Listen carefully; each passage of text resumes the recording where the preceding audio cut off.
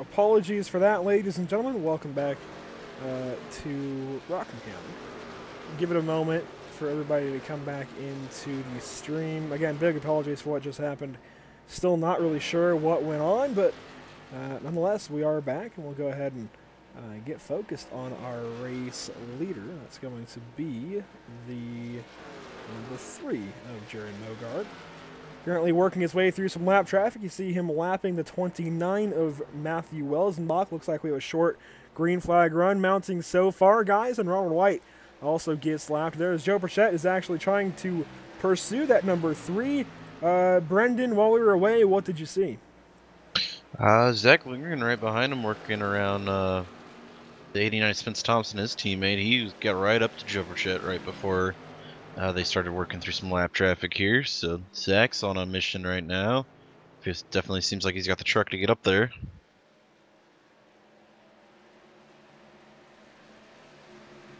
And you mentioned Zach Lindgren. He's currently in the 3rd place, Blake.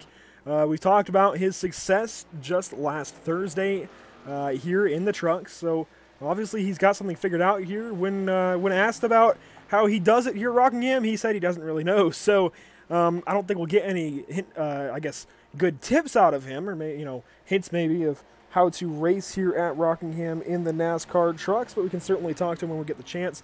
But I know we had a request to talk to John Kennedy if we get the chance. I believe he's still out there in the field, so we'll try and talk to him when we get a quick moment to do so. As we look further back through the field, Aiden Young currently in 4th place. Tell us about 5th place Spence Thompson, though, Blake. Well, it looks like he's moving back just a bit. Looks like he's not doing that great on longer runs now that we finally got some green laps. Getting passed here by Ryan Broderick for 5th, actually, and he might just be settling in, saving his tires and expecting a long green flag run, but definitely moving back through the field right now. Yeah, Spence Thompson just kind of trying to maintain right now. We've talked about how he's one of those more consistent drivers, won't exactly push until the end of the race because he wants to get himself into a position to push at the end of the race. Doesn't want to take himself out before he has that opportunity.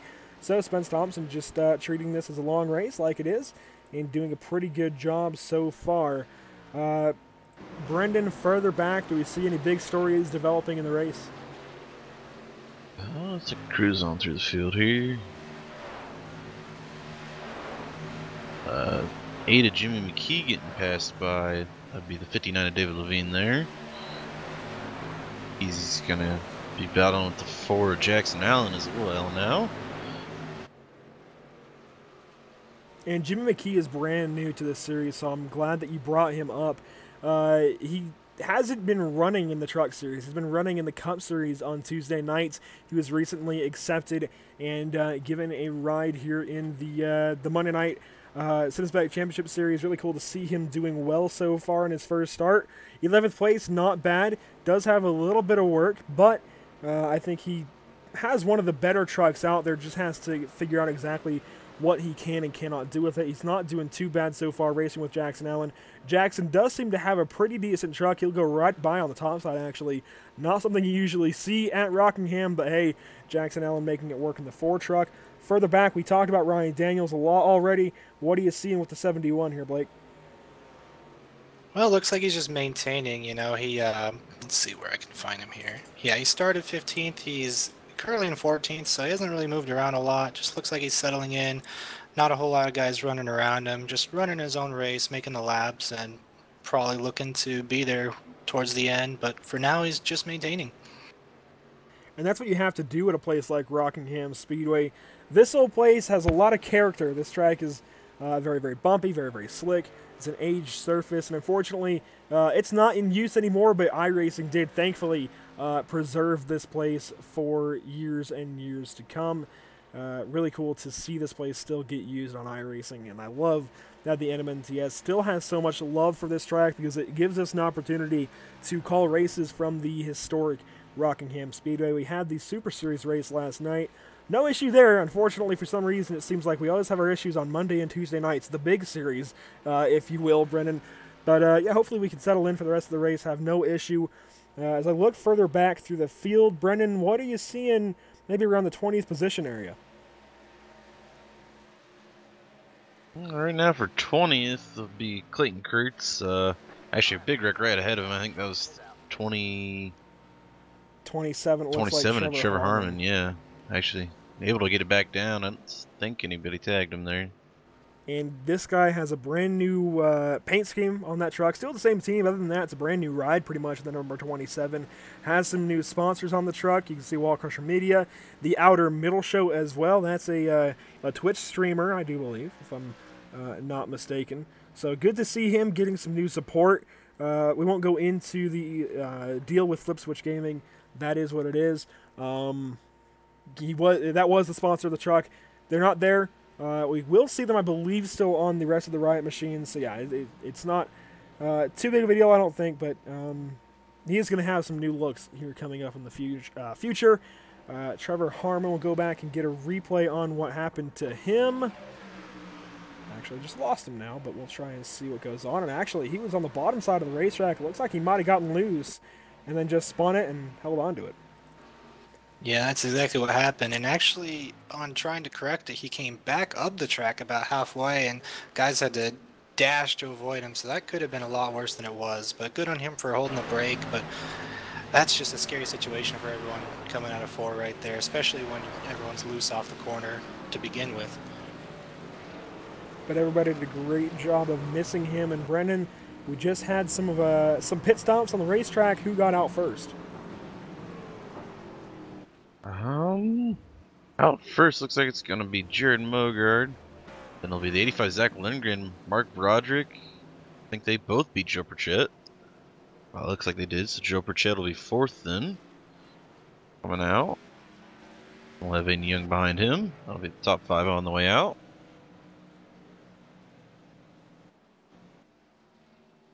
Well, guys, I think this is as good a time as ever to go ahead and see if we can't talk with the driver of the 42, John Kennedy. That'll be the first here at Pit Stop TV, so we'll see if we can key him up. John Kennedy, do you have a copy? Yeah. Well, John, this is the first time for us to be able to talk to you here at Pit Stop TV. How's that 42 doing for you so far? So far, it's actually pretty good. I went to the back to ride around for a little bit and decided I didn't want to be back there with all the wrecks, so. Well, the 42 was looking pretty good. That blue and yellow machine. You've been having actually really consistent runs when we see you out here on Monday nights. Currently, you're in the 10th spot. Pretty good runs going so far.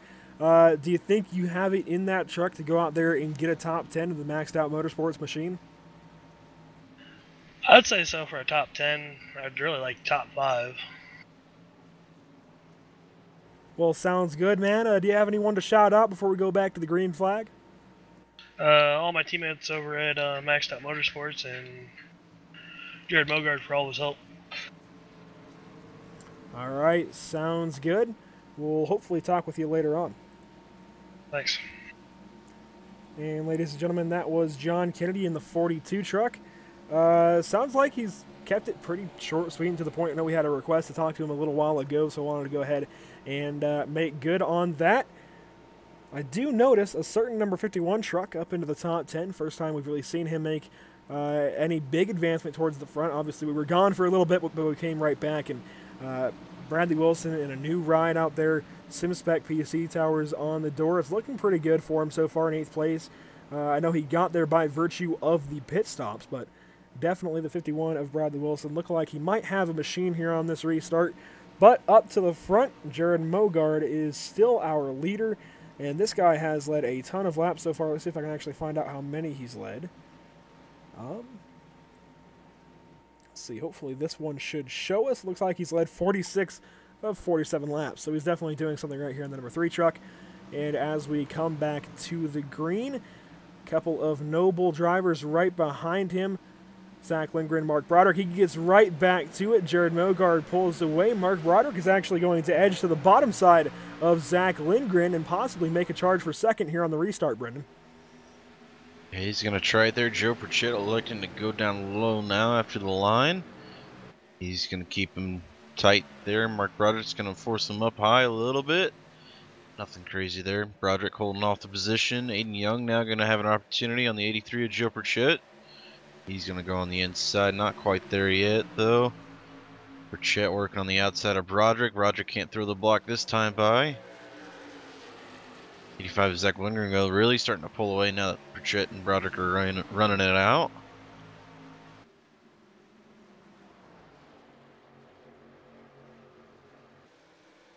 Broderick pushes up again. Pritchett on the inside. Up to his door now this time.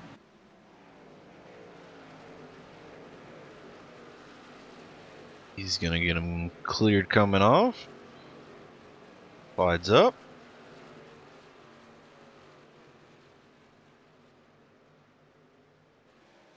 A little bobble there from Broderick. Gonna let the 9 Aiden Young around the outside. Broderick hangs on to it, though. Pretty good save out there.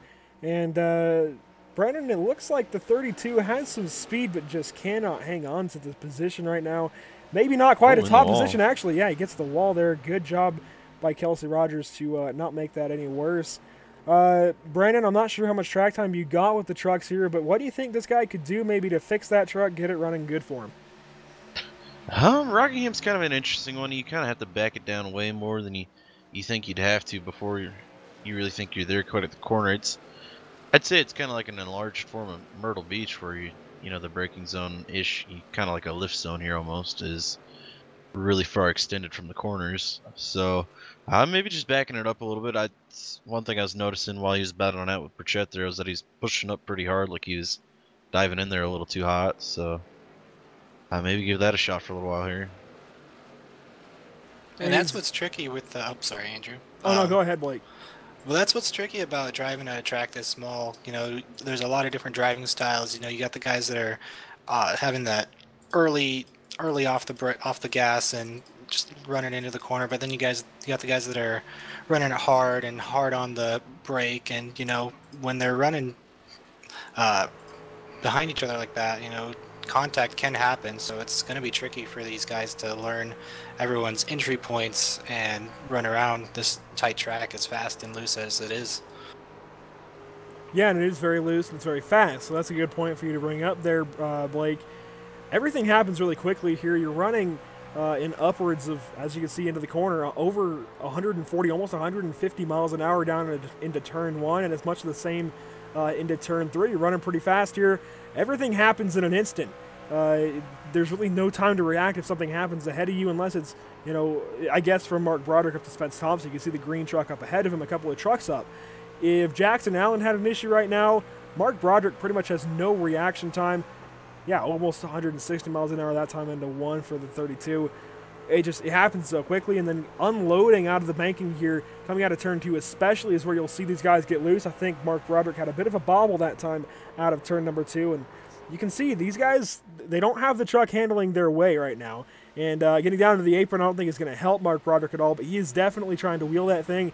And he definitely muscles these trucks, these cars, whatever he runs. He definitely tries really hard, whatever he's driving, to just muscle it. And you know, he puts it out on the line, and that's really what it takes at Rockingham sometimes. But you also have to have a certain level of finesse, Brennan. Yeah, definitely. You know, everybody out here to push as hard as they can, but then you just kind of have to find the limit in the truck and get comfortable pushing right at the limit, but not going too far. 'Cause I would say he really hit really well. The coming off of turn 2 here is really tricky for these guys, and we've seen a lot of issues coming there, and actually a lot of issues coming off of turn 4 as well on the low side. That's where we're seeing a couple guys spin out, so definitely areas to watch out for those guys.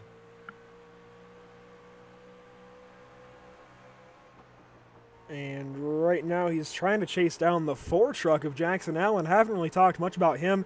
He did make a pass on Jimmy McKee under the previous run, and man, as they go by a lap car pretty quickly there, he's going to look low. Mark Broderick to the inside of Jackson Allen. I don't think Jackson was expecting that move, but they'll get through the corner all right, I think. And Mark Broderick continuing to attack, or at least try to attack, this 4 truck. Right behind him, we're actually going to see Bradley Wilson, who we were talking about just a few minutes ago. The 51 truck has settled in, lost a spot on the restart, I think, to Jackson Allen, actually, but since has settled into the 9th position.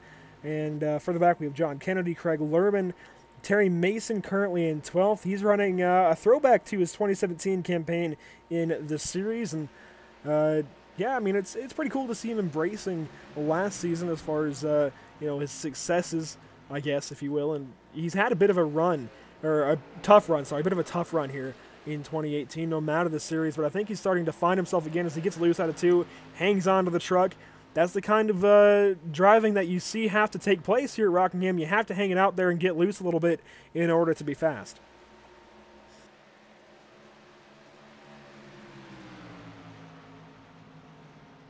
Not a whole lot of battles going on as we look through the field here. Most everyone's spread out, single file. Actually looks like a battle up here for 13th between who we just talked about, Terry Mason and Zachary here. And right behind him, the 98. Looks like 39 might take this position, and not quite going to clear him. They got both pretty much the same speed on exit there. Going into 1 this time, side by side. Terry's going to move up, and actually Zach got kind of high there too. 32 around. Take that. We were just talking about him, Mark Broderick. He's going around on the back straightaway, actually, and he's going to collect John Kennedy. I'm not sure what happened there. We'll, of course, get a replay, but we just talked with John Kennedy not too long ago, and we were talking good about Mark Broderick trying to settle back in after a couple of restart woes, and now you see the detriment to the 32 truck. And just as we mentioned, coming off of turn 2, having issues getting loose, and like John Kennedy spun on his own there as well. Yeah, it actually looked like 2 separate incidents that were identical that just ended up in the same spot there. And that happens a lot. When you have the same situation coming out of a corner, it's just going to happen, especially the wrong truck there. We'll go back and get a replay of John Kennedy's spin as well. You saw Mark Broderick just get loose out of turn number 2. And like you said, I think it's going to be the same thing here for John Kennedy. He's just going to get loose out of 2.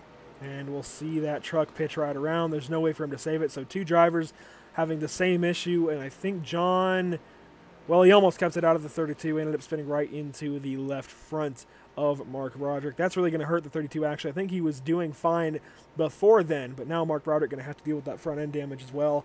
That's seriously going to hurt that Tide ride, but hopefully he can continue on with decent success,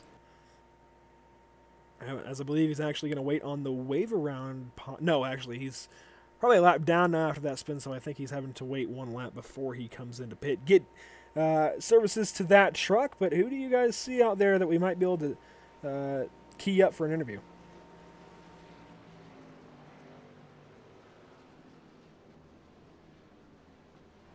How about Zach Lindgren?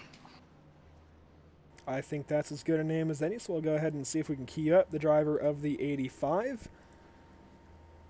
And we'll make sure he's out of the pits, and he's exiting now, so we'll go ahead and speak with the driver out of New Mexico. Zach Lindgren, do you have a copy? Yes, sir, I got you. Well, Zach, the 85 is looking pretty good so far. All the fenders on that machine are, I think, intact, it looks like. So that's definitely a good start here at Rockingham. How's the 85 feel?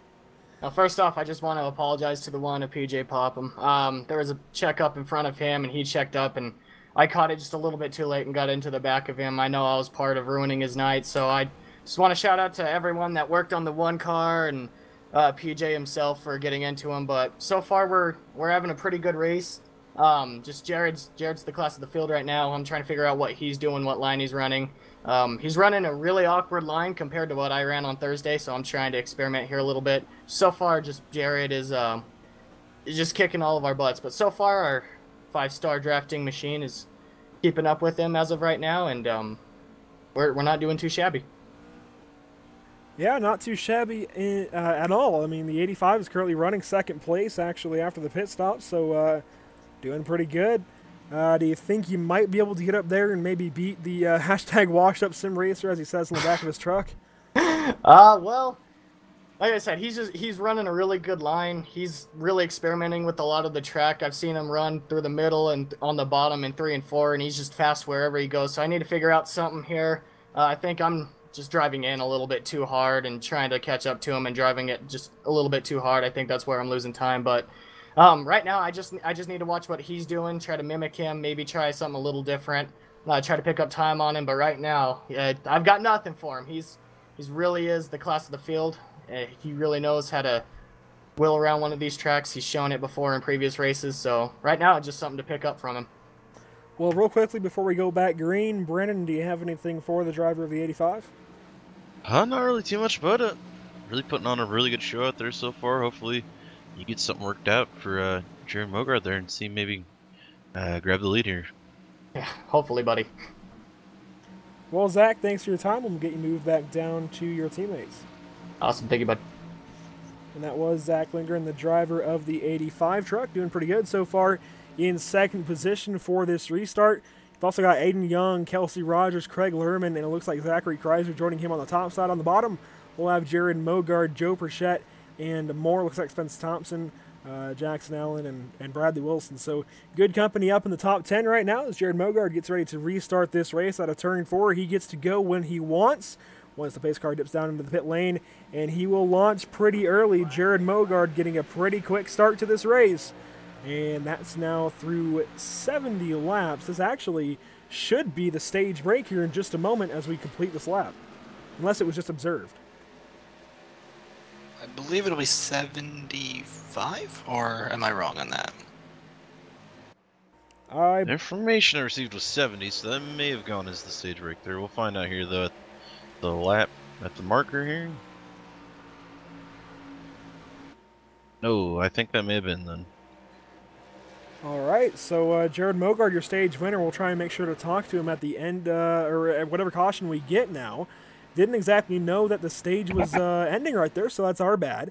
But further back, Joe Perchette managed to get up into second place, passed up Zach Lindgren for that position. So now Joe Perchette in the Swamp Dust Seasoning Toyota Tundra gets to try and chase down the leader in Jared Mogard. And, you know, I think Zach put it pretty decently. There's just no touching the 3 right now. It's interesting. We come back to a 1 mile racetrack and the 3 is back on top.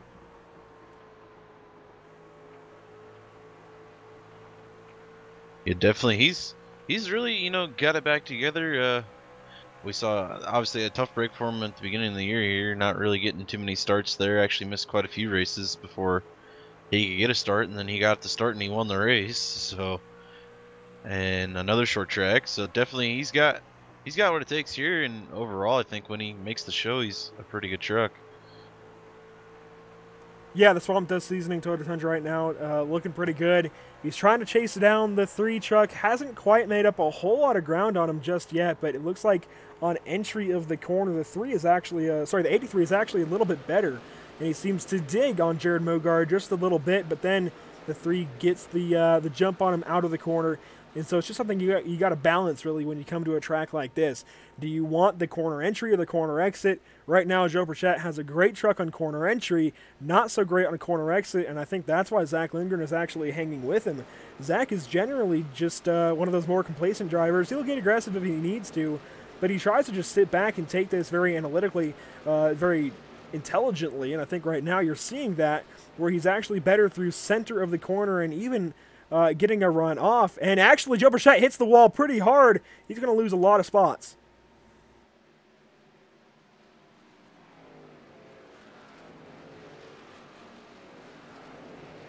Yeah, it looks like he'll settle in there behind Aiden Young, but as you said, and as Zach said actually in an interview, to get that corner off that Zach is doing, it's all about, you know, letting off earlier, as he mentioned, and when you do that, you get just a little bit of more speed in the center, and you can just get that real drive off, whereas if you're doing like Joe was, and riding hard into the corner, then you got to really get on the brakes, and you get kind of a slower exit. So it's all about managing the balance between that, like you said.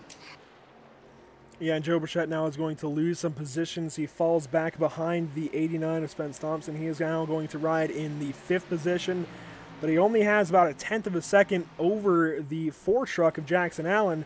So now the 4 Jackson Allen gets to try and go to work on the 83, and as bottles fall, apparently. That was interesting. Jackson Allen seems to actually have a pretty decent truck. We don't see too much of him anymore in the front, which is kind of interesting, Brennan, considering the fiery start he had at places like Las Vegas and Atlanta. It's been a while since we've seen him have a great run, but tonight, currently in the 6th position, what do you see out of that 4? Yeah, you know, kind of moseying his way up there. Nothing huge amount of spots really made up at any point in time. He's just working his way through here as he goes down to the inside of Joe Pritchett there. And be just about door to door there. Bobble from Pritchett again on the outside. Jackson will clear him this time there. And right behind them, too, another battle shaping up. They'll be between the 61 of Kelsey Rogers and the 51 of Bradley Wilson.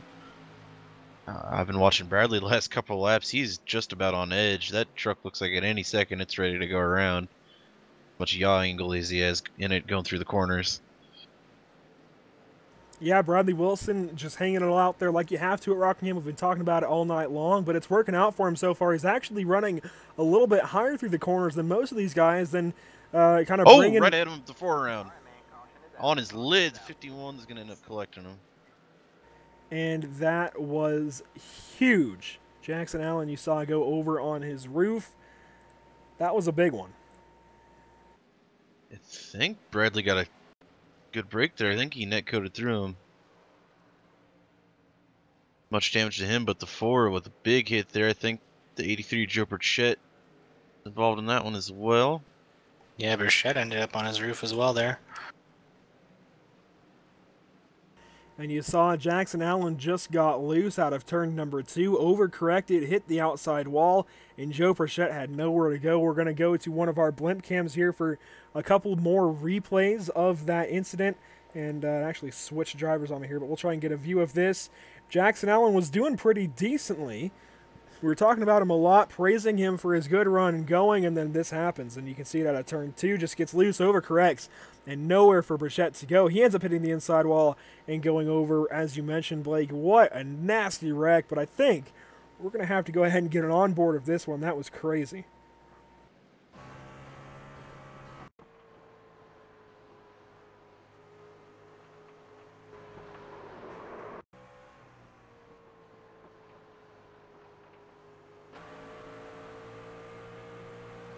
So he's right on board with the number 4. We won't get an interview under this caution, but we'll go ahead and talk about the weather a little bit more and exactly the effect that it's having on this racetrack. As you can see, he just gets loose, overcorrects, and immediately over on his lid. What a huge wreck.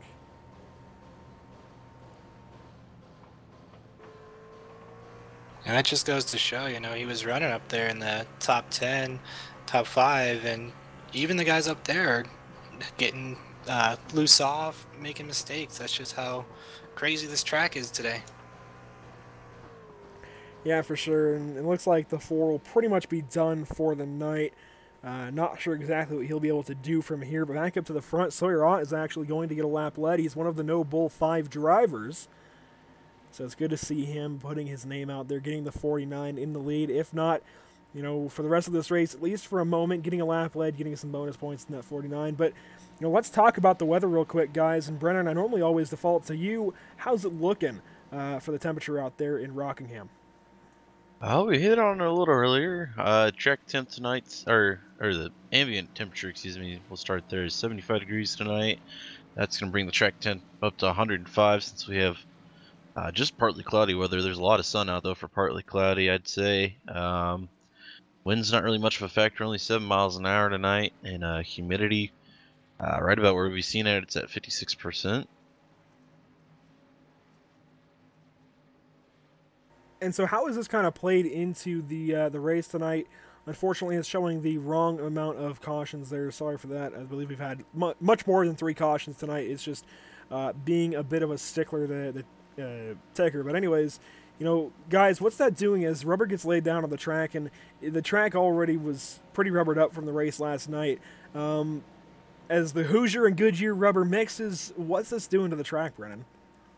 Yeah, it's, you know, 105 degrees is, I think that's probably pretty close to the hottest we've seen so far. It may have been a little bit hotter, but, you know, it's kind of a new element for these guys. These guys are usually used to the track temps being a lot closer to what the ambient temperature is, but a lot of sun out tonight, so we're seeing a lot of hot rubber out there that's causing guys to get pretty slick, get loose coming off the corners.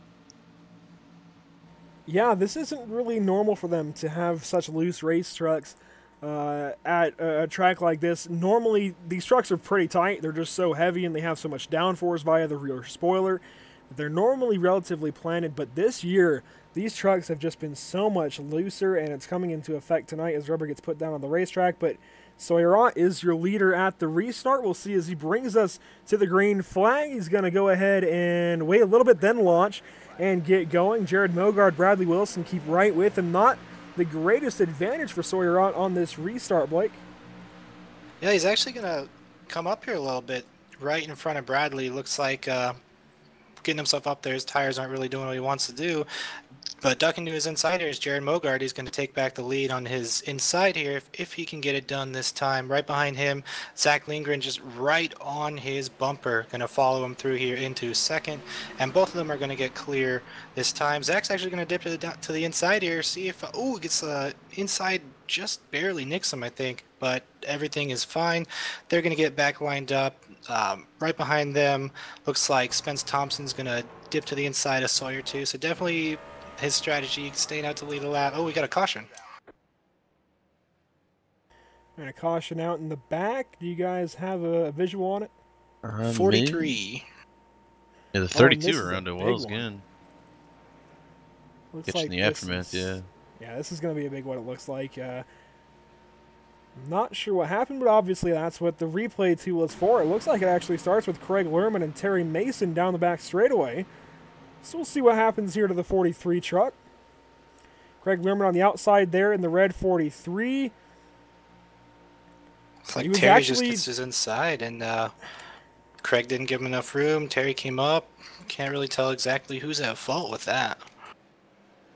Yeah, it looked like Craig Lerman moved down the track a little bit to try and block the advancing 75 of Terry Mason, but then he kind of gave him enough room on the bottom side to force it if he really wanted to. We'll get another look at this from the onboard, actually, of Terry Mason here in just a moment. Brendan, what are you seeing? Yeah, he kind of left the door open there to kind of like arc it down. Terry wasn't 100% there until he got right to the corner there, so I kind of see what Lerman was doing there, kind of trying to defend. I think maybe he didn't get the spotter call that there's somebody to the inside yet. It was really close. So, you know, maybe just Terry not quite knowing where the nose was, or not really expecting the 43 to come down like that. But obviously that's going to really affect those guys both tonight after that. And it actually looked like right after the incident, Terry Mason may have shut it down, brought it to the garage, and it looks like that may be it for Terry Mason, unfortunately, in the 75 truck. Really unfortunate to see. Glad to see, though, that Mark Broderick at least got the truck stopped in time, and that Jimmy McKee, who was right behind Terry, didn't get involved. But you did see that, unfortunately, Ronald White was involved in this one. We'll get a look at that in just a moment. Terry Mason just pounded the inside or outside wall after making contact with the 43 truck, and eventually you'll see where Ronald White gets involved. Just got into the 43 once he was already stopped.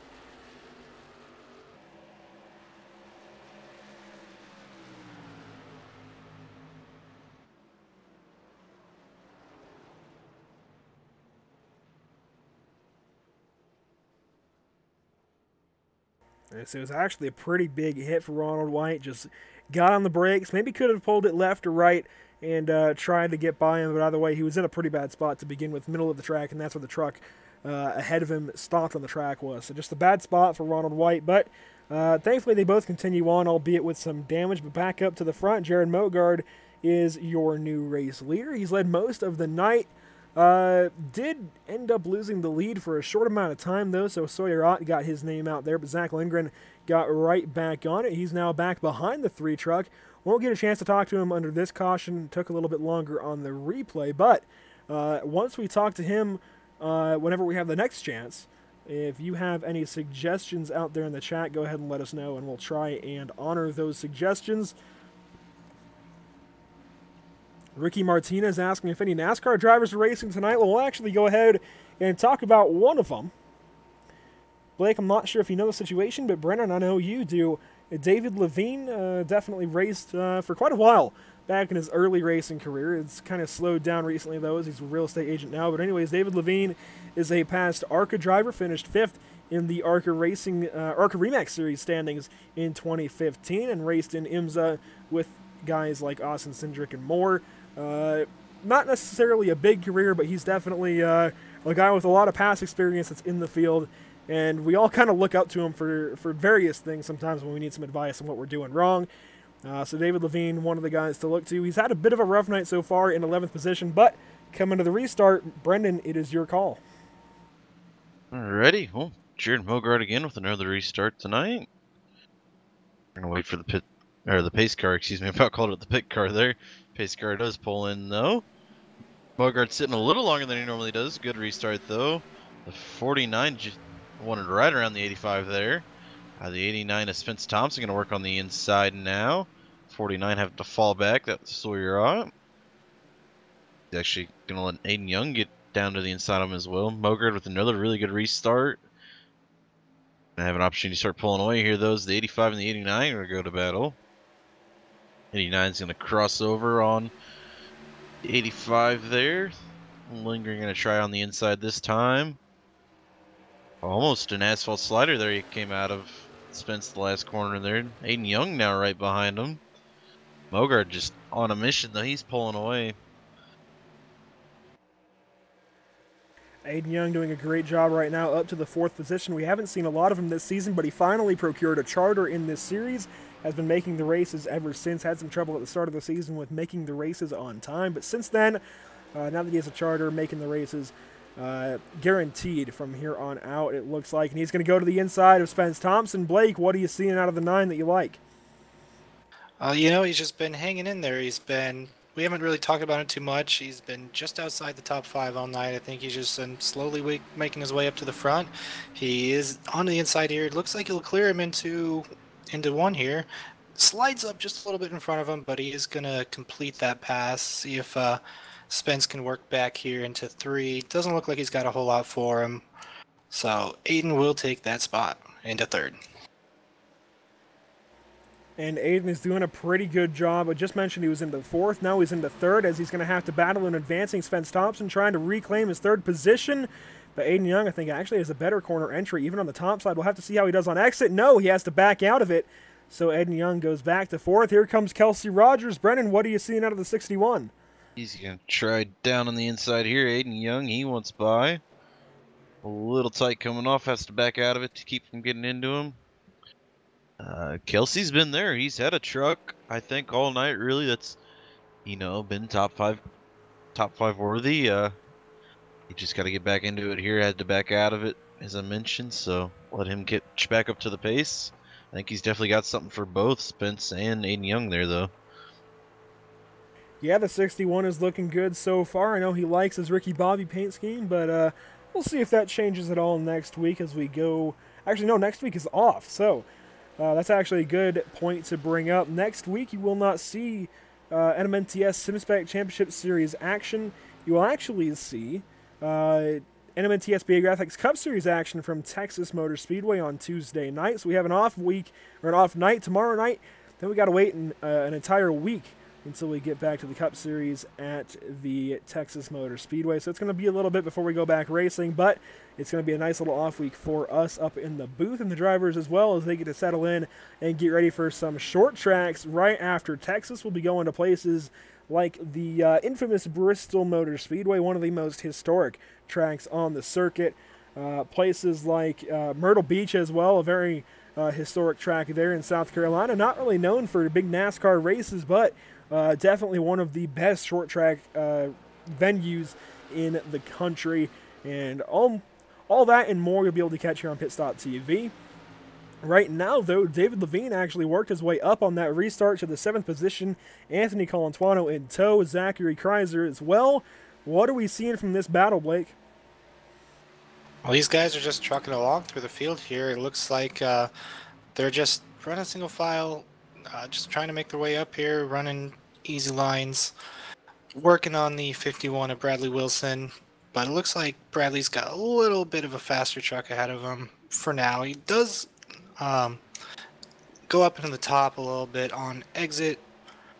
59 got a great run that time. And he's going to maybe look. Nope, he's going to sit right behind him into 1 and 2 here, but I bet you he'll make a move into 3 and 4 this time. And let's see. Oh, he's actually going to run the high line this time on Bradley Wilson. He's actually going to have the 98 to his inside while he tries to do that. Just a lot of impact racing going on right there. Yeah, and David Levine and Bradley Wilson are not necessarily teammates on paper, but they certainly work together. They drive easy around each other. And Blake, I know you're new, as Ronald White actually gets the wall in front of these guys on the outside.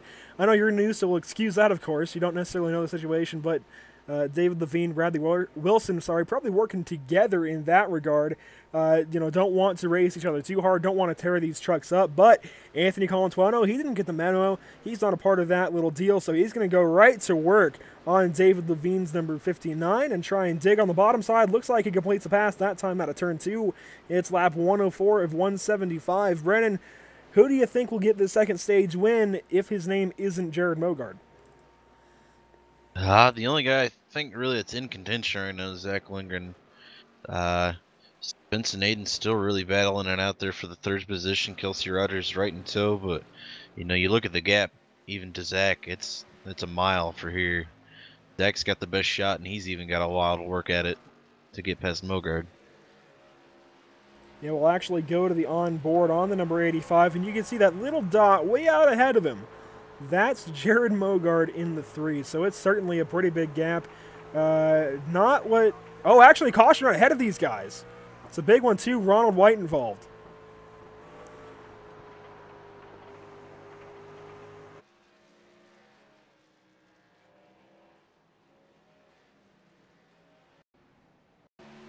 Ronald White in the 818 of Derek Robinson there. Door slap from Robinson there sends him around. Yeah, it looks like Robinson just got loose and just tried to collect it and ended up getting into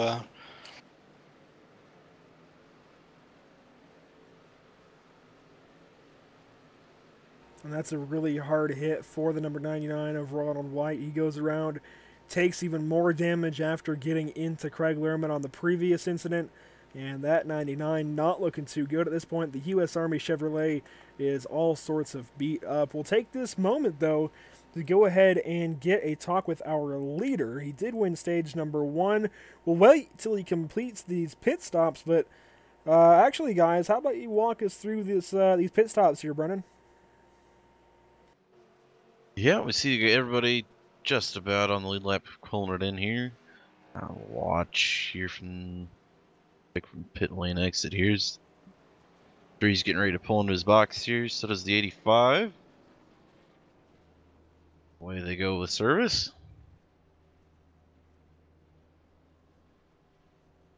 And we'll be waiting on these trucks to leave. David Levine actually, I think, calling an audible, maybe 2 tires. He'll exit first. Aiden Young exiting second. It looks like, no, he's going to get beat by the 3 out of the pit lane. So Jared Mogard hangs on to that spot, but he will get passed up by David Levine. Blake, did you see what Levine maybe did right there? Yeah, I think he took 2 tires. You have to go back and check real quick.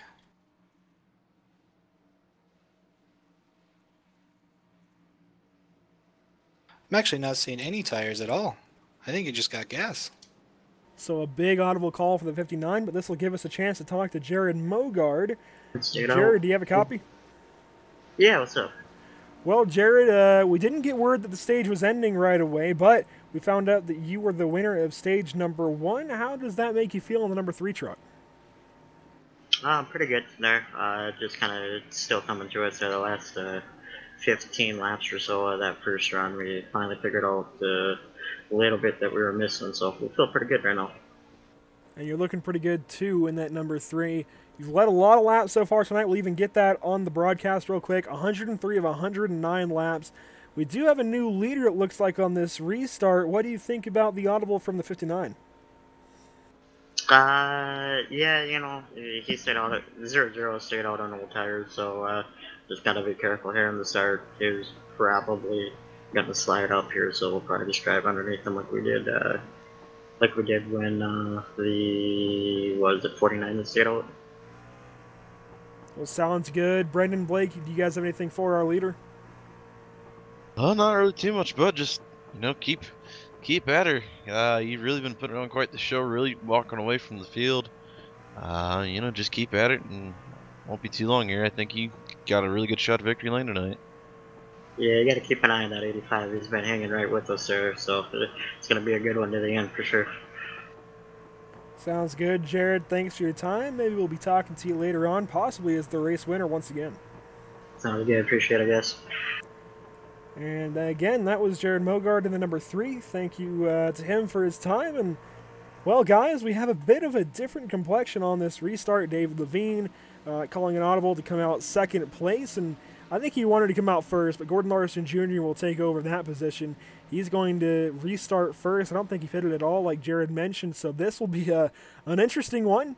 Gordon feeling like he needed to get that lap led. Definitely not a bad call by him. We'll see how it works out. Brendan, they're coming to you for the restart. Alrighty. We'll see how the guys behind him do here. You know, 2 guys on older tires right ahead of them. Really quick guys. The pace car pulls in. Gordon Larson right away on it. Levine with a spin. He's going to drop spots. Wow, big time dropping spots there. Larson holding on to her. Mogard's already passed him though. 85 of Lindgren right up to the bumper now. He's going to give him a little shove. Gets him loose. The 85 is going to hit the inside wall. Gordon Larson into the 61 of Kelsey Rogers.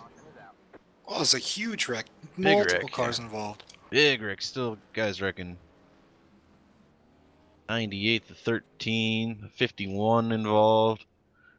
75 Terry Mason.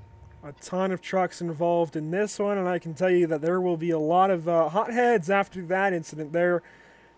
Really just at the circumstances, not necessarily any one driver, but the circumstances are going to upset a lot of drivers on this one, I can guarantee you. Zach Lindgren had a great run going. That truck almost smoldering as it tries to get back around this track. It is in shambles just about. Sorry for the green flag still being up, but what a huge wreck out of turn number 2 that time. A really big one. Really big one. Yeah. You know, I think I called that one wrong too. I don't think Zach quite got the bumper coming off, but it was definitely close there. I think that may have been just Gordon on his own. They're getting a little bit loose and spinning through the middle of the field there. Unfortunately, that collects a whole bunch of guys real quick doing that. And Zach didn't get hit after the initial contact. We see the number 85, though, wounded on the back straightaway, getting it refired, getting back going. What a terrible change of events for him. But we see all kinds of trucks involved. Kelsey Rogers there. Bradley Wilson. We'll get a replay, of course, on what happens. All kinds of trucks just involved in this big mess down in turn number 3.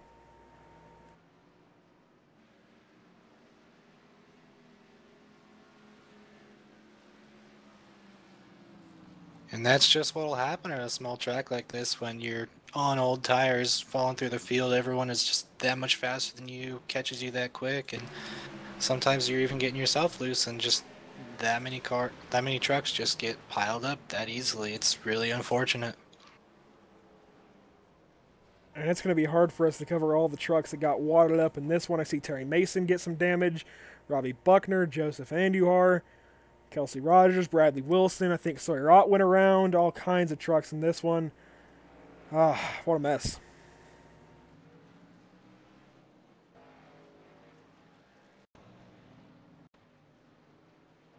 I think it's easier to look at the guys that are left up front now with that.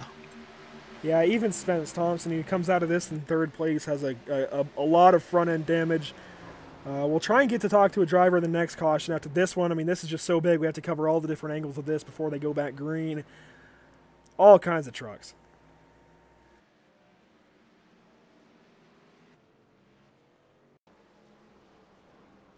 Sawyer Ott actually got hit really hard. We're going to watch this for him as there's just a ton of carnage all over the back straightaway.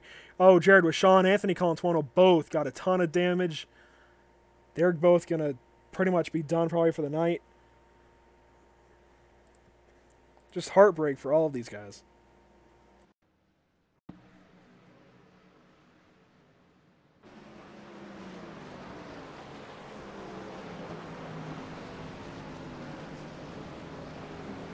Yeah, so many favorites taken out of that one, so we have to look back up front and see who's still in it that we are looking for that could win this race other than Jared Mogard. I mean, Aiden Young and Spence Thompson have been up there all night, but like you said, Spence has damage. Behind them, Jimmy McKee, I think he now enters our top 5 favorites, but I mean, it's going to be hard for these guys to catch the number 3 after he's been so dominant, even when, you know, Zach was catching him. But Zach couldn't even get to him, so we'll see what Aiden can do to him here in this restart. Definitely, Blake, and I think that's a good call. I think Zach really was his toughest competition there, at least for the early goings. Obviously, we still have 60 laps to go. Anything can still happen, as we just saw. A lot of the leaders can get taken out, but still a lot of good trucks made it through. Aiden Young, Jared Mogard, Jimmy McKee, Ryan Daniels, thankfully, and others. And as we come to the green flag, Jared Mogard will be waiting to restart this race, and he's going to get a pretty good launch over the rest of the field. We'll be watching the 89. I'm not sure how well he'll get up to speed. That's going to be Spence Thompson in the 89 truck.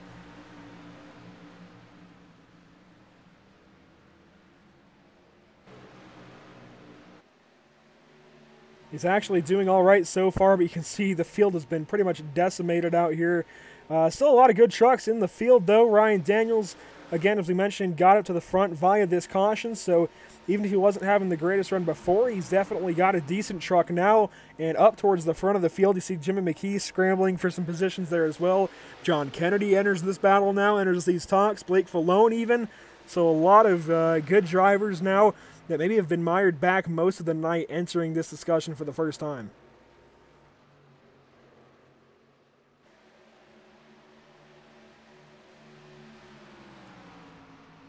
And already we're seeing the gap that Jared Mogard is throwing on the field. Aiden Young about 0.7 of a second back, and we've only been green for, what, 3-4 laps, and he's just going to start pulling away here.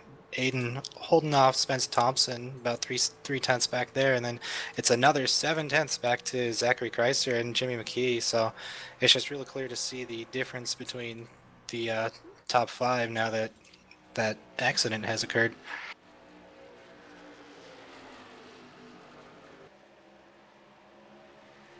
So as we get back into the swing of things, just over 20 laps to go until the end of stage 2.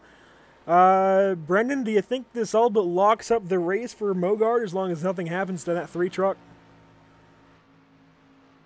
Yeah, I don't 100% know. I think he's definitely, you know, I'd call it like a 60-40 still. There's still a lot that could go on for him, but the competition's just not there. I think Zach really was the best shot at it. And we do see though that, I mean, Aiden's not really losing too much too quick here, but I think Mogard's really just in a class of his own tonight. Yeah, it's going to be hard to touch that number 3 truck from Maxed Out Motorsports. Just a great run from him. Aiden Young has a good truck as well, and even Spence Thompson, who we thought might have been down for the count with that damage, but he's still hanging on to 3rd. You see Zachary Chrysler now entering the picture, Jimmy McKee as well, Blake Falone in 6th. Good run going now for him. David Levine is still in this. He had to pit, get some tires. He's now into 9th, working his way back through the field. He's actually got a really good truck. If he can get to 2nd place, we'll have to see if he can challenge the 3 truck on equal tires.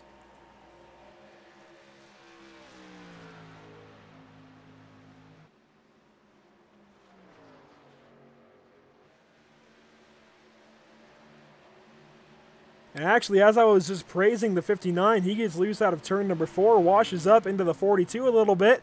I think they might have kept their trucks off each other, but it was definitely awfully close. But David Levine continues on. He's now into 8th, pulls the slider out of the corner on John Kennedy. Has to back the 42 up a little bit to make sure he gets that pass made cleanly, and they'll continue on. Kennedy gave him some room. I'm not sure he would do it the second time, though, but I think the 59 may leave the 42. I don't think we'll have to worry about that. Further back, right at the end of our top 10, actually, Trevor Harmon has now entered the discussion. Blake, what do you see with the 27? Well, again, he's just running his own race here. I think he got an incident earlier, spun it out, but he doesn't have too much damage. He's in the top 10 now, running his own race, really, just keeping under power, running decent times, just trying to stay in it and hope that these guys up front maybe take themselves out, put them in a position to win it. Yeah, it's a good call there. I think right now he's just going to, take the fact that he's top 10 right now and try and roll with it. see what he can do the rest of the night. Further back, we talked about Derek Robinson getting in an event earlier with Ronald White. Brendan, the 818, has since recovered. got a He's big in wreck. 11th. Oh, and another caution. Zach Lindgren involved again.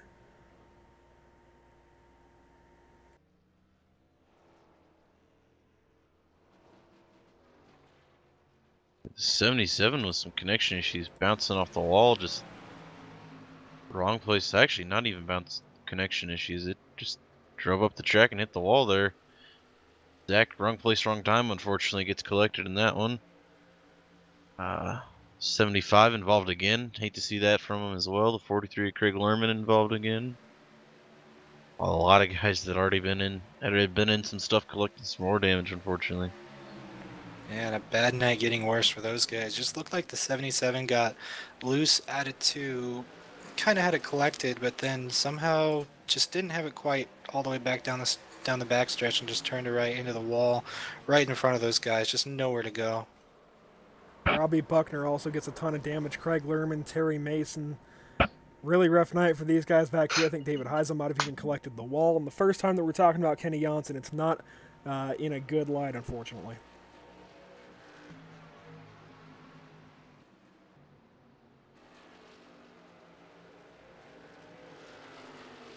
Going to go ahead and watch this for Terry Mason from his view. And this is not going to be pretty for guys like Robbie Buckner, Zach Lindgren. And there's just complete smoke in front of Terry. He's trying to get it mowed down, ends up hitting the 85. Bad night gets worse for guys like Zachary Lindgren. Hopefully he'll continue on, but he has at least towed it, so he's going to lose even more laps here, lose even more time. As it looks like the leaders are in the pit lane, so we'll go ahead and see if we can get an interview with somebody here. I think Zach might be done for the night. He's got himself possibly exiting the track, but we'll actually talk with David Levine as he exits the pit lane. Brendan, I'll let you move him up when you're ready. Hey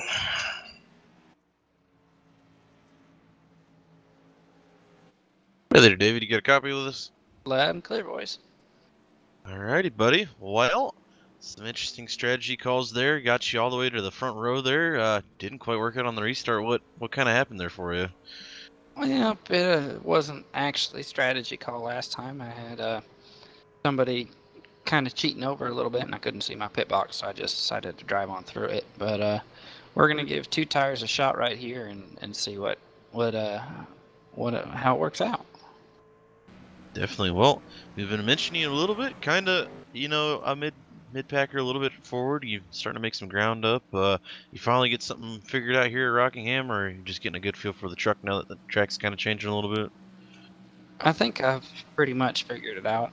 I don't have I don't think I've got the outright speed that the 3 and the 9 do, but just pretty much here going for points. I've got an idea of what I can do here, but we'll see if I can get this Berkshire Hathaway Ribbon Optics and Martin Truex Jr. Foundation truck some solid points at the end of the day. Yeah, definitely. Well, you kind of hit what I was going to go to next with the sponsors. So anything else that you guys would like to add, Blake or Andrew? Not much, but David, you're doing pretty good. We had a request to talk to you from Ricky Martinez. He was asking about NASCAR drivers actually out in the chat. Figured I'd dial you up real quick. Blake, what do you have for the guy? Well, it was just interesting to find out that you've actually been a driver in real life, which is pretty cool to see you out here doing real well, and it's probably puts a target on your back, would you say, being an ex-driver against all these guys that probably would like to, do what you've done.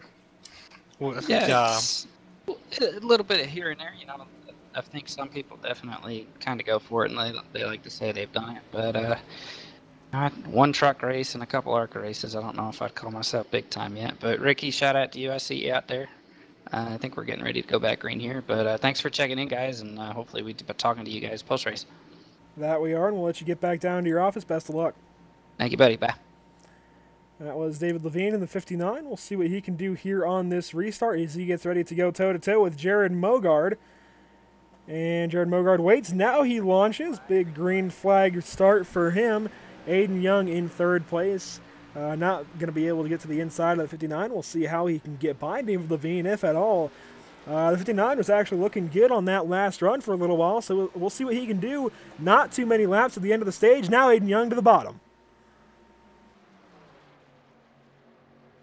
Way up high there for David. He's going to let Aiden get around the 39, though now Zachary Kreischer within range. Not going to have it this time.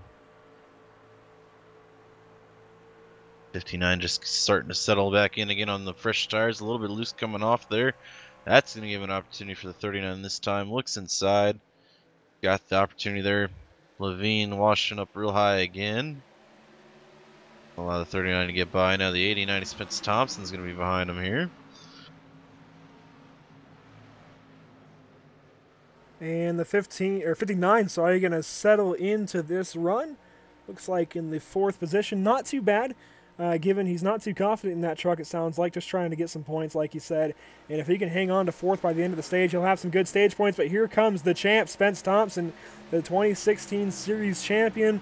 Front end damage, but he's looking for 4th place. Going to give it back to David there. He's also going to work a little bit with David, just like David and Bradley were earlier in the race. Kind of an alliance there. But Jimmy McKee now entering the conversation. He's not going to take part in that. He's going to try and go to work on the 89. And Blake Falone as well back here. Ryan Daniels having a big run now. He's currently in 8th.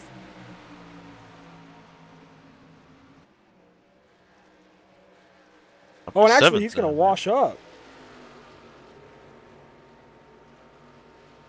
That was close. I think you were just mentioning the position he got into there, Brandon. Yeah, he was up to 7th here. Going to lose a couple spots, though, unfortunately. Spence worked around Levine up ahead, though. Just moved away from that battle.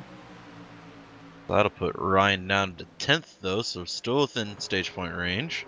He can hold on to it. We got 4 to go. As he tries to hang on to this position from Joseph Andujar, the 71, looking like it's got a couple of issues right now, but he still has some time to get it dialed in. He'll have 35 laps once we come to the end of stage number 2 to try and get that thing worked out. And up in the front, Joseph Andujar, meanwhile, looking for some valuable points coming from behind. Hasn't had too many big runs in that 13 just yet, but he's looking for a big one here tonight in the Captain Max Chevrolet, Blake. Yeah, and he's doing what he can to get around the 71 here. Not quite got the run this time, but stalking his prey ever so slightly. Pit road is now closed this time as we come to two to the end of the stage. Who was that in the wall, Brennan? I think that was... Yeah, I'm going the wrong way, sorry. Oh, looks like it's the 90, actually. Probably Buckner. Yeah, actually, I think he may just be slow on the track. You guys are getting through. He is a lap truck at this point. Got caught up in a couple of really big wrecks that were none of his doing. Just has gotten sent to the back pretty much ever since. And the BA graphics machine not looking too good right now as he just... lets these guys by, but a battle just ahead for the top 10. We could have some interesting position swaps right here towards the end of the stage. Joseph Andujar going to lose a spot, actually, to Anthony Colantuono. The 98 still looking good after a couple of wrecks. He'll try and go to work on the 71, but coming to the stage finish here in about a half a lap, Jared Mogard setting sail. Looks like he's going to win stage number 2. Less than a half a mile to go for the number 3. Through turns 3 and 4, this time by Jared Mogard going to win stage number 2, make it 4 overall stage wins now this season for Jared Mogard. 2 at Phoenix, now 2 here tonight at Rockingham. And, oh, by the way, he also won at Phoenix International Raceway a few weeks ago down in Avondale, Arizona, so it's looking pretty good for that number 3 truck. Yeah, and as we came to the conclusion of that stage, he had already built up a 2.2 second lead over Aiden Young, and that was just a short green flag run, so it's clear that he is the dominant driver here tonight, and I don't think anyone's going to have anything for him as we go back green after this stage break. And we'll quickly look through these stage results. The stage top 10 is going to be Jared Mogard, Aiden Young, Zachary Kreiser, Spence Thompson, Jimmy McKee, Trevor Harmon with a great battle back into the top 10, almost the top 5. David Levine currently in 7th, Blake Falone in 8th, John Kennedy in 9th, and Ryan Daniels picking up a stage point here at the end of stage number 2. A great run for him. So it looks like we might actually go ahead and speak with the champ. It's going to be Spence Thompson here under this caution. We'll let them go ahead and get a pit stop in first as Jared Mogard leads the field down the pit lane.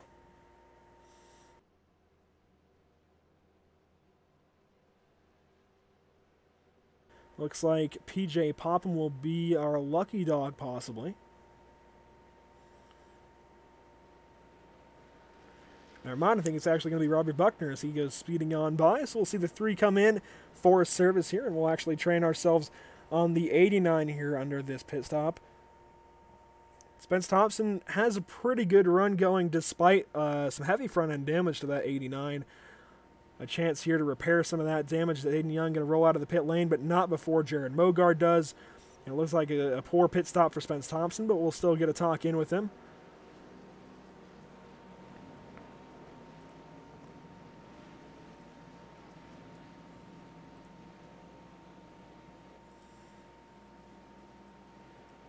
Spence Thompson, do you have a copy? Yes, sir. Well, Spence, we were just talking about the damage you have on the front end of your truck. You still have a pretty good run going. You're up towards the front of the field even with the damage. How's it affecting you? And tell us about that wreck that ended up giving it to you in the first place.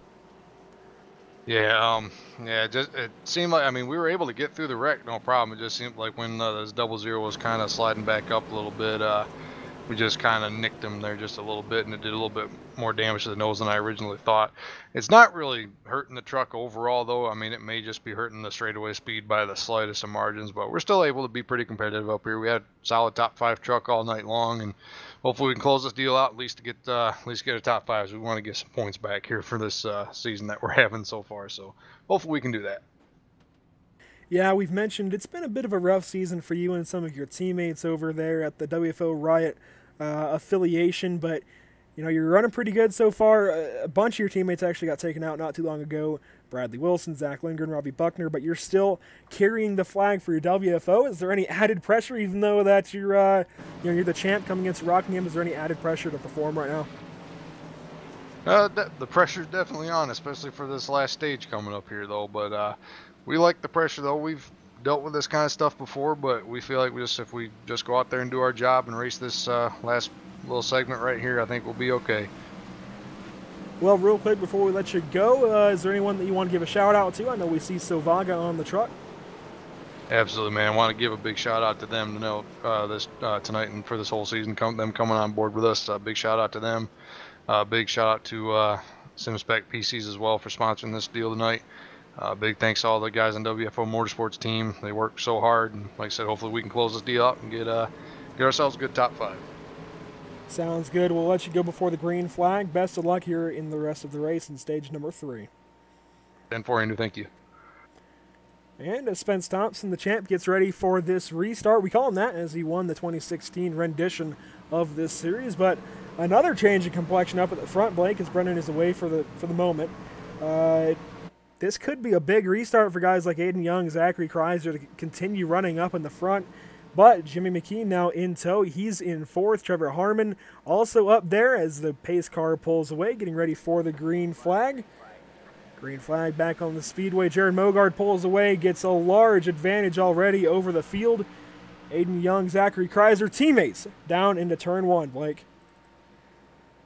And as we see, Aiden actually gets a little bit too high there. The 39 is going to look to his outside, but actually off the corner, 39 is going to fall back in line. Aiden gets a good run off, and he's going to keep that 2nd spot. Right behind him, they're actually getting loose. Oh, a big wreck.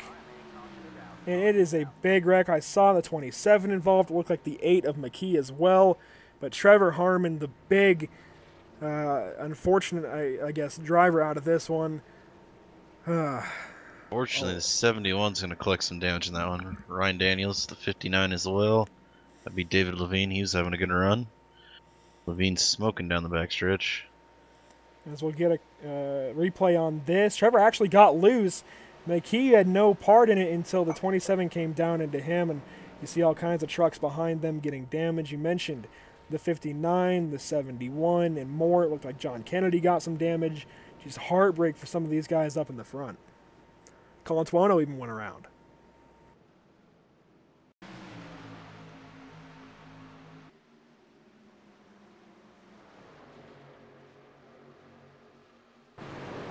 So we've seen this episode before in this race. Trevor Harmon loose out of turn 4.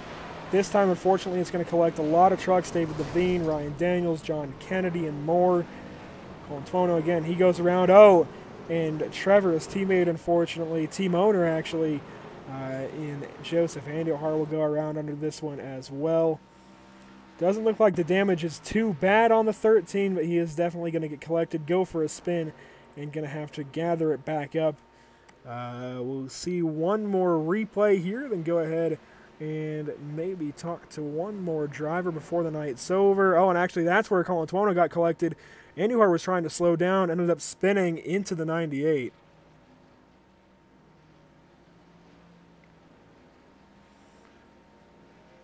And so Andy O'Hara going to continue on, albeit with some damage. Really unfortunate to see this damage on the 71 of Ryan Daniels, though. That's kind of the heartbreak, the biggest heartbreak of all, I think. Yeah, I think he'll continue on decently, but it's going to be tough. Just so many competitive trucks getting taken out tonight. Yeah, and this place is treacherous. It's going to happen.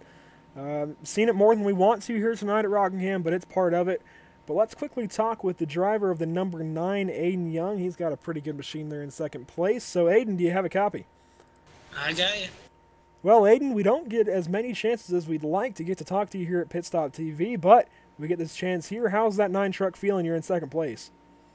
The 9 truck's feeling really well. It's just, Mogar's just wicked fast, and I don't know if I got anything for him, but I'm going to just give it all again.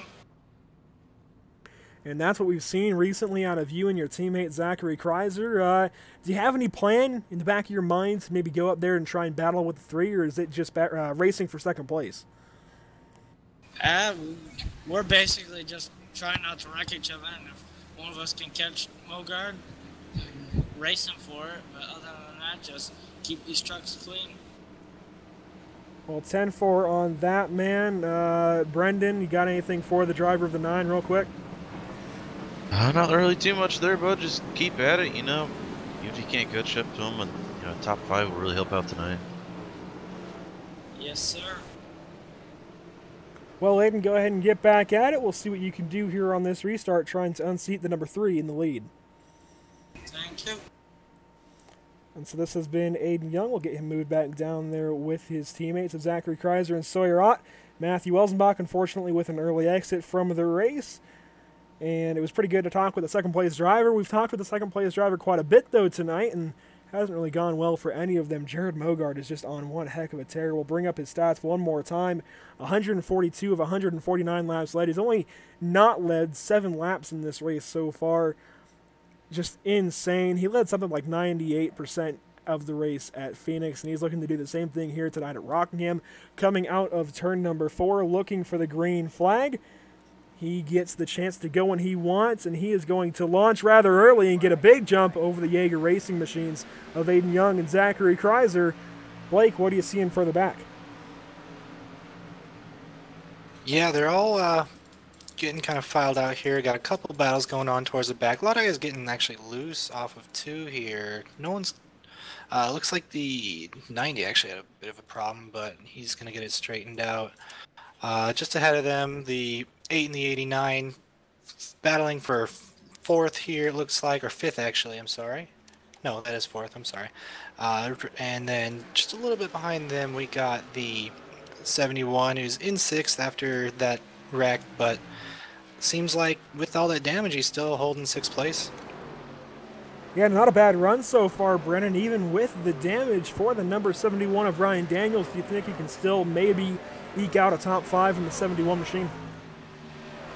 Yeah, I don't know. I think he's got to, use a couple laps here to get things sorted out, see how the truck's doing. Hopefully, it was a front end impact. Hopefully the radiator's not shot and he still has the motor still in behind it. But I think in the next 10 or so laps, we'll see how well the truck's still doing.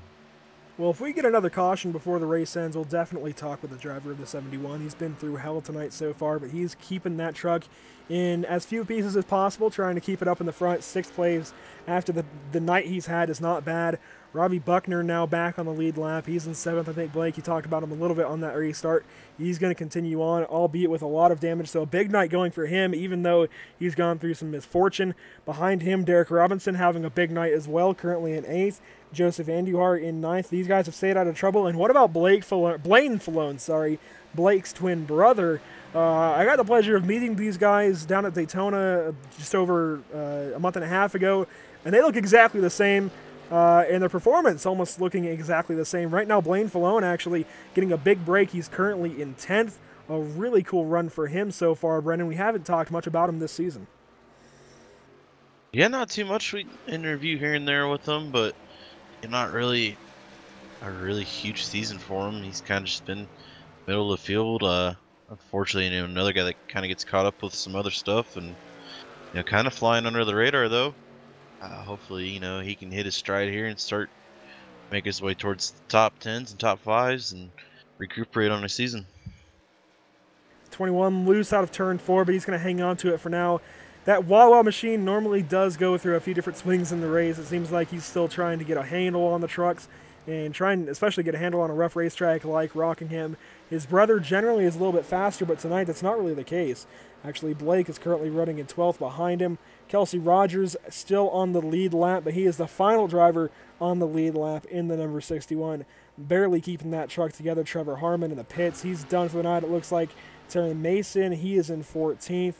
As we look through the field some more, John Kennedy in the pits, David Levine in the pits, Gordon Larson Jr. still on the racetrack, albeit 12 laps down. He's in 18th. Jared Wishon continuing around the speedway. He's actually right behind Blaine as he gets loose out of 2.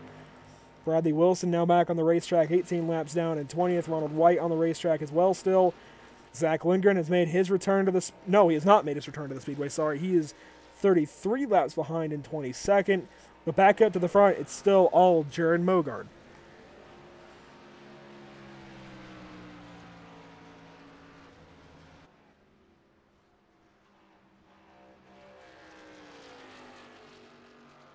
So guys, this has been a pretty tumultuous race, although not quite the story for Jared Mogard. He's been out front all night long, and we talked about starting on pole being the best place, really. And, he got the pole by a 10th, and this performance has really almost been reminiscent of Tyler Justice, and I think Tyler might still be in the viewing party. If not, he should be. But Tyler used to just dominate these races, and we used to say he was in his own postal code, Brendan. Right now, we're seeing the same kind of performance out of Jared Mogard. Yeah, definitely. And he's kind of a really good candidate for filling in for Tyler's shoes here. Phoenix went really well for him, and he's having a really good run tonight. And like you said, he's really just pulled away to his own postal code. He did the same thing at Phoenix as well, though. And as he rolls on by Gordon Larson Jr., he continues on, coming to 13 laps to go. What a run for the driver of the 3. He's actually coming around to lap Blaine Falone, who was just in the top 10. I think Blaine had a big slide. He lost some time. He's now down to 13th. But just what a huge run for the driver of the 3. It seems like we're going to have to count him as one of the best on the not-so-short tracks, right in between being a short track and an intermediate speedway. That almost brings into question a lot more speedways. Obviously, Dover, New Hampshire, even Darlington is around that kind of short track to intermediate feel, even though it's 1 1/3 miles. Gateway comes into question, even though that's Bradley Wilson's playground. So Jared Mogard could be one of the big threats the rest of this season. And if he wins this race or even finishes in the top 5, which is highly likely at this point, he ends up being entered into the next Noble 5 race.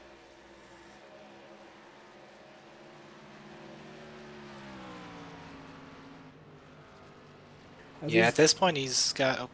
At this point he's got a 2.2 second lead over Aiden Young, and just continuing to pull away. We got about 11 laps to go this time, coming to 10 to go, and it's just there's no competition for him at this point. He's just pulling away. Yeah, no, it's pretty much just the nails in the coffins going in right now. being hammered in through all 158 laps that he's led so far. That's a lot of nails, but man, he is just, he's put on a clinic. And we talk about these kinds of performances a lot when they happen. And, Jared Mogard just, he couldn't be touched. And that's not normal for a short track. Normally you see guys generally fall victim to something. Oh, and he actually almost gets into it there. Bradley Wilson at the last second was able to duck down to the bottom, just giving way to the leader, Jared Wishon, as well. But Mogard just on a tear. We can't praise this guy enough. He hasn't really had the greatest season, minus his win at Phoenix, but this has to put him pretty much at least in the picture for mile-long racetracks, if not everywhere. We haven't seen him at too many short tracks, and again, we haven't seen too many short tracks, just mostly intermediate. So this opens up the question, as we go to a string of short tracks, Brennan, is he the favorite? Yeah, I don't know. We'll have to see how things shake out. Obviously, he's a really good contender here, but another one coming up, Bristol, a face to look out for there, I'd say, is Jackson Allen. We've seen him put on a really good performance there in an off-season race, and then I believe there was a super late model race there as well that he did really well in. That's a name to look out there, but he's definitely one for contention in the top 5, I'd definitely say. And as he laps some more trucks here, let's look back through the top 10 a little bit more. Aiden Young currently in second place, going by Jared Wishon. Just cannot eat away at the lead of Jared Mogard. Zachary Kreiser currently in third. Spence Thompson fell back a little bit. The champ not having the greatest night, but still going to come out of this place likely in the top 5. Currently in the 4th position. Not too bad. Jimmy McKee, the next driver up, he looks like he's going to finish in the top 5. So his first start out for this series looking pretty good. He won the Cup race at Martinsville last week. So a great run going for him. Blake, what do you see outside the top 5? Well, once you get outside the top 5, there's just a huge drop back to 6th with Robbie Buckner. He's actually about 7 seconds behind Jimmy McKee, just ahead of Ryan Daniels. These guys both were in accidents earlier, and at this point they're just hoping to get whatever they can out of it after getting that damage. A little bit behind them, the last car looks like on the lead lap would be Derek Robinson in the 818. He actually was involved in a spin earlier, and yeah, just all these guys just involved in accidents. So it's really just the top 5. It's really a race of attrition and just surviving. The rest of your top 10 currently will be completed by Joseph Andujar III. A great run for him, despite maybe not being on the lead lap right now and maybe having some damage, but still going to be a great points night for him. He finished 11th in stage number 2. Now looking to get a top 10 here overall as the leaders go on by him. Anthony Colantuono right behind him, actually looking for 10th, or 9th, sorry. He's looking to get by Joseph Andujar, and it looks like he will. Slides up a little bit, but at this point, everybody's trucks are handling pretty badly. Kelsey Rogers possibly going to hang on to 11th. He's actually going to have to battle here a little bit with Blake Falone. Blake Falone trying to take that position away. 2 laps to go for our leader, Jared Mogard. Coming to 1 lap to go. The white flag on its way in the hashtag Steve Daniels Memorial. Again, you can use hashtag Steve Daniels Memorial to support the memorial race. Even after the race is over, you can do so on our Facebook or YouTube pages on the archive of the stream. Jared Mogard leading down the back straightaway for the final time tonight. Going to bring this thing home. About a quarter of a mile to go for the number 3. And Jared Mogard is going to win at Rockingham Speedway. The Stephen Daniels Memorial, a big win for the number 3 truck.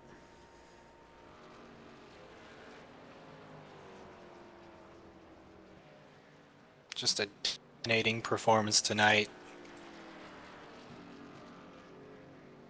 Jared will bring that home in first. Behind him, Aiden Young and Zachary Kreiser, teammates in the top 3. Behind them, Spence Thompson and James McKee will finish out the top 5. And you hate to talk about just one driver all night long, Brennan, but really, he was the biggest storyline all night long. Just what a heck of a race from him. It definitely. No, I don't think there really was any contention at all at any point in time to have anything with him. Obviously, not gonna be able to lead every lap of the race, but he the majority by far went to him, so a really good show he put on tonight. And as he burns it down here at Rockingham Speedway in North Carolina, we're going to line up our interviews. We're going to have 4 of them, as we're also going to get in contact with Ryan Daniels. Of course, we'll get in contact with him first. But first, we're going to take a commercial break, make sure everything is lined up to do so. Of course, Jared Mogard's interview is coming, the big-time winner here tonight from Rockingham. We've talked to him twice already, but we've got to talk to him once more. But real quick, we'll take a commercial break, get everything set up, and we'll be right back.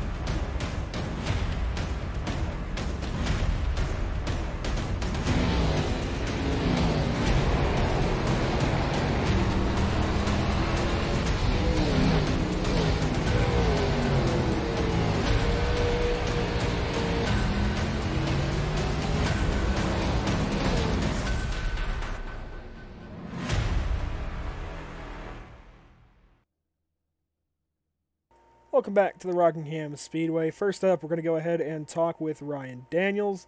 Ryan Daniels, do you have a copy? I do, guys. How you doing up there? Well, Ryan, we only found it appropriate to talk with you first off after this race. 7th place, it was a whale of a night, not necessarily what you wanted. The truck didn't necessarily come home clean, but it came home in the top 10. How was it overall?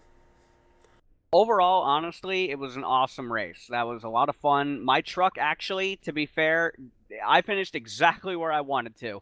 I know I was a Noble 5 driver. I know nothing less than a win even mattered for me tonight, but points perspective, this is the best run we've had since Daytona. And were it not for getting that little bit of front end damage during that big wreck there when we all piled up on the front stretch, I think we could have gotten a top 5 in the 71. I'm proud of the run. I'm very thankful for the memorial race for my dad. It's a run that both Robbie Buckner and Spence Thompson and a few other guys said to me after the race that he would have been proud of, and he would have been. I think he would have been proud no matter what. I'm happy that on the 3rd anniversary of his passing, I get to come home with this only the 2nd top 10 of the year for the 71 team. So pretty proud of it. I want to congratulate Jared Mogard, Aiden Young, Zach Kreiser on the top 3, and then also Spence Thompson and Jimmy McKee on advancing for the next Noble 5. So it'll be cool to see what we have when we show up in Myrtle Beach in a couple weeks. But all in all, it was a good night, I think, for the 71 car. Well, sounds good, man. As we run to these string of short tracks where the races can be more hectic, what's that mean for you and the 71 team? You're just getting settled into that seat. You know, these tracks are where guys can have the greatest nights of their careers, and then can also have the worst. What's your outlook on the rest of these short tracks coming up this spring? It's going to be really iffy. There's a lot of tracks on the schedule that I'm not looking forward to, I'll be honest. Myrtle Beach is not going to be a strong one for me, I don't think, unfortunately, without some luck. Dover is typically one of my really rough tracks. So when we get to places like Bristol and get back to the mile and a halfs like Charlotte and places like that later on in the season, I think we'll be getting stronger. I'm confident in what the team brings to the table every week. I'm always confident in my abilities as a driver. You know, I don't have to be, for me, I don't have to finish in the top 5 to make myself feel good. A top 20 will be just fine for me over the next few weeks, try to make up some points, and we're just looking for good runs. I mean, heck, We got a stage point tonight. We have one stage point, and I don't even care. It's the only one I've gotten all year long, and I finally got a stage point. So, all in all, the 71 Steve Daniels Memorial, Jack Daniels, I almost said Tundra, Chevy Silverado did really, really good tonight. I want to thank all the guys that helped me out all week. I want to thank Young Gun Creations, BA Graphics, you guys at Pit Stop TV for broadcasting, all the guys at NMNTS, and just everybody who backed us up this week. And tonight was fun. Sounds great, man. A great run, and we made sure to note that that stage point you got there at the end of stage number 2. So we'll talk to you later, and yeah, best of luck when we come back here. Yeah, thank you guys. I'll catch up with everybody sooner or later. Thank you to everybody who watched, and if any of my family and friends are watching at home, I hope you guys enjoyed. And this one was for my dad, and I'm happy with the 7th place. Thank you for everybody who watched the Steve Daniels Memorial 175. Sounds great, man, and I agree with those guys. He would have been proud. We'll let you go, though, for the night. Thank you. Ryan Daniels with a pretty good, solid 7th place run. Brendan, we've got Zachary Kreiser queued up. Can you please grab him? Yep.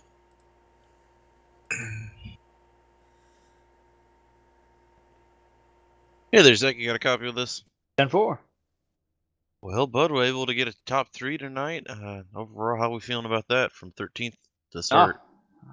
Pretty excited. I mean, to be honest with you, I didn't really think we had a top 5 truck all night, but just kind of got lucky, missed some of those wrecks up there, and just kind of put the truck in the right position at the end there. And I mean, I definitely didn't have anything for the 3 truck or the 9 truck, but you know, I'm pretty excited to finish 3rd this week. Definitely, I'm sure. Kind of walk us through, how the whole race kind of went for you, how the truck was feeling overall throughout the whole night. I mean, it was definitely wicked loose to begin the race, but as the track kind of came in a little bit, got a little bit tighter, started figuring things out, got a little bit faster as the race, moved on. I mean, got good stage points tonight, so overall, I mean, pretty happy. I mean, I put myself in a good position, and eventually, getting these top 3s, eventually be able to get that in the victory lane here sooner or later. Yeah, definitely. Well, top 3 tonight on what could be considered a kind of a short track, and more short tracks in the schedule right up ahead. Are you excited for those? Yeah, I mean, definitely. Looking forward to, Bristol. I know Gateway's coming up, but just looking to get and keep getting better each week. Teammate Aiden had a good race again tonight. Just unfortunately, it seems again, half of Jaeger does well, the other half gets wrecked out. So looking forward to hopefully getting all 4 trucks in the top 5 here really soon. It definitely sounds good. Well, opportunity here for you. Shout out any sponsors, anybody that helps put the show on for you. Yeah, just again, thank you guys for doing a great broadcast every week. Hope for Paul's, Chevrolet, my Jaeger teammates. You got Aiden, Sawyer, and Matt again. Again, yeah, appreciate it. Everyone races clean here, so looking forward getting through this bye week and coming back in a couple weeks and trying to get that 39 at victory lane. Alrighty, sounds good, buddy. Well, we'll go ahead and get you moved back down. Congrats again on the 3rd place tonight. 10-4, thanks, guys. And that was Zachary Kreiser finishing 3rd place. Blake, I believe you called Aiden Young, so I'll let you move him up when you're ready. All right. Aiden Young, Blake O'Connell in the booth. You got a copy? I got you. Hey, buddy. Nice to see you finishing 2nd tonight. How was the truck tonight? Tell me. The truck was just on rails all night. Just started like 8th, I think, and worked my way up to 2nd. So just happy all in all with the truck because on rails. So just another good run for the whole 9 team. Yeah, we saw a lot of wrecks tonight. It seemed like the track was pretty loose, but your truck relatively clean aside from some rear end damage. Would you call that luck or just skill avoiding all the wrecks tonight?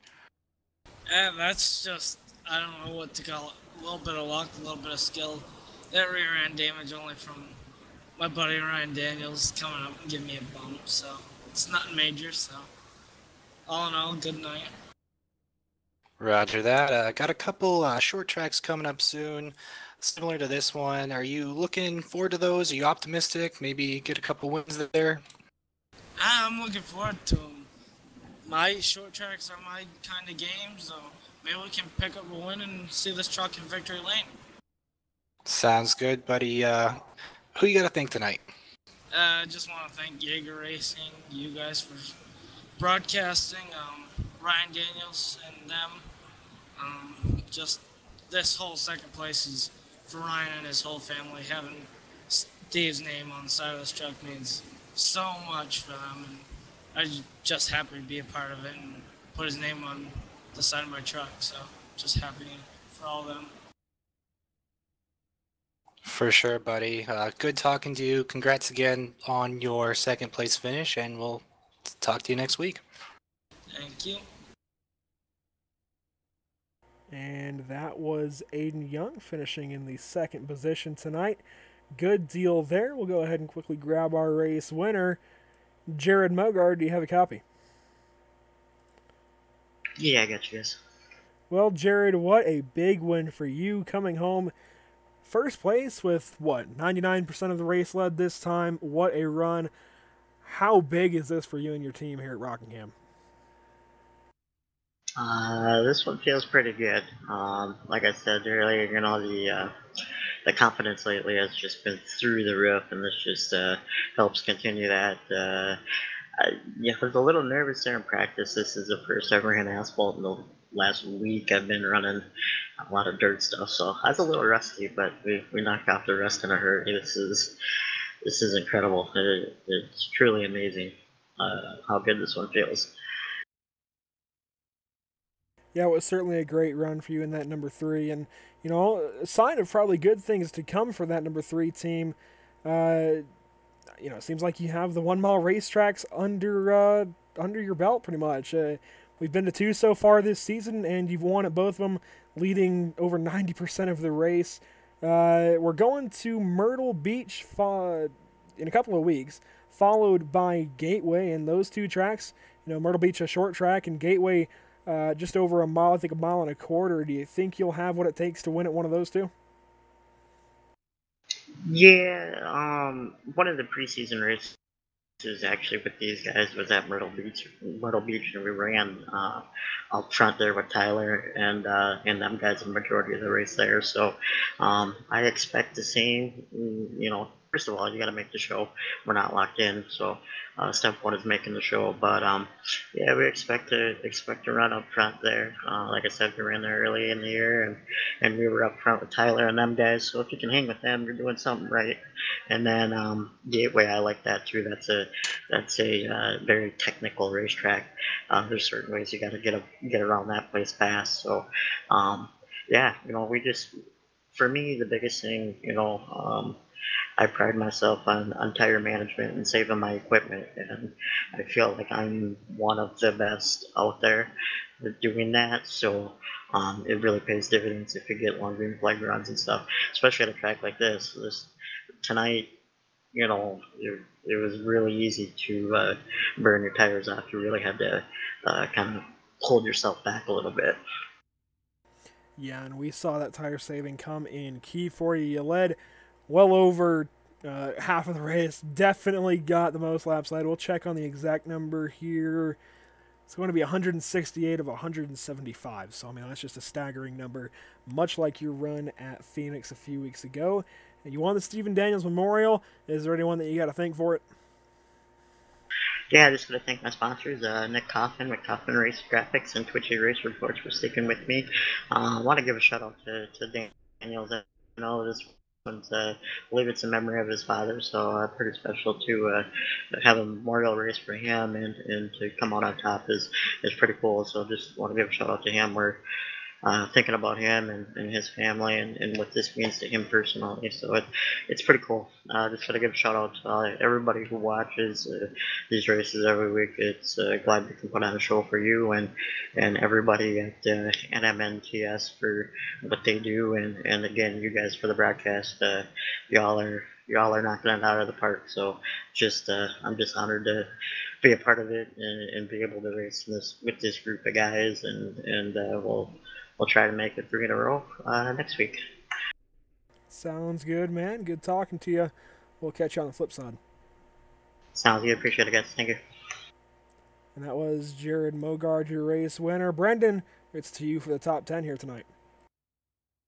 Alrighty, as we ran through the guys for the top 3, Jared Mogard with the win, Aiden Young coming home second, Zachary Kreischer third.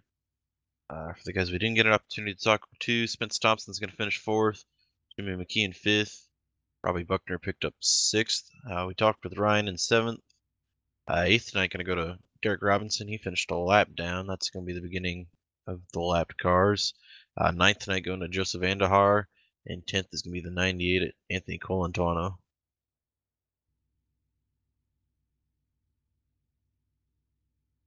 In 11th position, we'll have Kelsey Rogers. Blake Falone brings the 11 home in 12th. Blaine Falone in 13th. Terry Mason, 14th. Gordon Larson Jr. rounds out your top 15, albeit 13 laps behind. Jared Washon ends up coming home 17 laps behind in 16th position. Bradley Wilson gets the truck back out on track, but not for a whole lot. Ends up 19 laps down in the end of it. Ronald White, 22 laps behind. Trevor Harmon, 22 laps behind as well. And rounding out your top 20, will be David Levine. And back in 21st, we had John Kennedy. Right behind him, Craig Lerman in 22nd. 23rd is Kenny Yuntz. And behind him, my favorite going into the night, unfortunately got taken out, Zach Lindgren. Right behind him, Sawyer Ott in 25th. And right behind him, Ryan Broderick in 26th. PJ Popham, 27th. Clayton Kurtz, 28th. Jackson Allen, 29th. Joe Brichette, 30th. David Heiza, 31st. And Matthew Welsenbach in 32nd to round out the field. And of the 2 trucks that did not make the show, Brady Briggs, Cody Spiker end up coming home with minimum points. They at least made an attempt, but they won't get any points for actually racing, unfortunately. And that completes our coverage of the Stephen Daniels Memorial from Rockingham Speedway. What a great installment of the 2018 Stephen Daniels Memorial. I think it was a pretty good race, albeit, with plenty of wrecks to fulfill, just the need for him after last night's race. It was, pretty clean. And on the flip side, now we have a race that was actually somewhat congested, but still not bad. We saw a lot of big wrecks, and I think that's the reason why we think it was so bad, but it wasn't bad. It was just a couple of really big incidents. But that will conclude the coverage for us tonight. Again, this has been Andrew Cardinale, the 4th in the booth. Brendan Ellishoff alongside of me, Blake O'Connell as well. Got to thank you guys a ton for the help tonight. And that's going to cover it here at Rockingham Speedway. We're going to go ahead and get out of here. It was a great race. We'll catch you next Tuesday for Texas Motor Speedway in the NMNTS BA Graphics Cup Series. After that, we'll be going to Myrtle Beach, not Bristol, so that's my bad. I think in the Cup Series we'll be going to Bristol, though.